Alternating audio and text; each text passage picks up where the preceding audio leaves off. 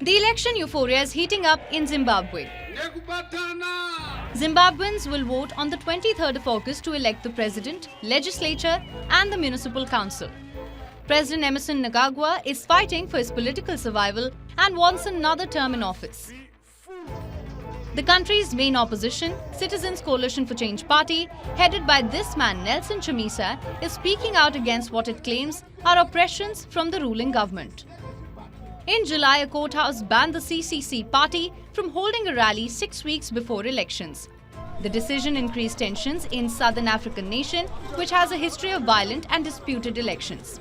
Chamisa says President Mnangagwa is violating the law and tearing apart independent institutions to cling to power.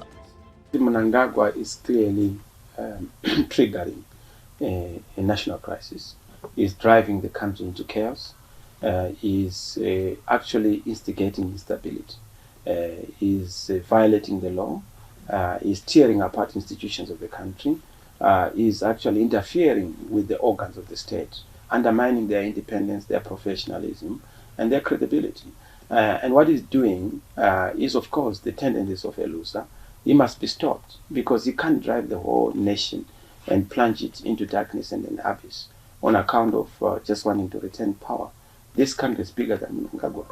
In rural areas far from the international spotlight, many of the Zimbabwe's 15 million people are making their political choices under the threat of violence. Mnangagwa has repeatedly denied allegations of intimidation and violence by authorities or his party and has publicly called on his supporters to act peacefully during the campaign. This process is so peaceful. This is what we want. It should continue. Now, during the process of campaigning, during the elections, post-election, this is the peace we want as a mature democracy. Zimbabwe was shunned by the West for 2 decades because of abuses during the regime of Robert Mugabe. After Mugabe's death in 2019, Emmerson Mnangagwa took charge and promised democracy and freedom would be reborn. Rights groups say it's a mirage. Under Mnangagwa, critics and opposition figures have been jailed. Some have faced legal backlash for seemingly minor criticisms, including a world-renowned author who was arrested for participating in a protest that called for better services for citizens. A court decision disqualified all 12 CCC candidates in Bulawayo, the second largest city, from standing in the election, even after the electoral agency said that they had registered properly. They successfully appealed to the Supreme Court to be allowed to stand. There is a huge momentum in the country.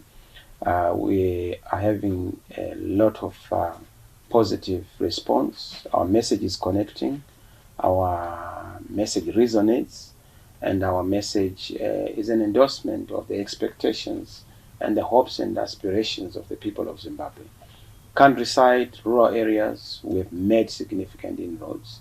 We are actually the next government in Zimbabwe on account of the feedback we have been having. People are fed up. People are tired of this old system. They want a new and a clean government.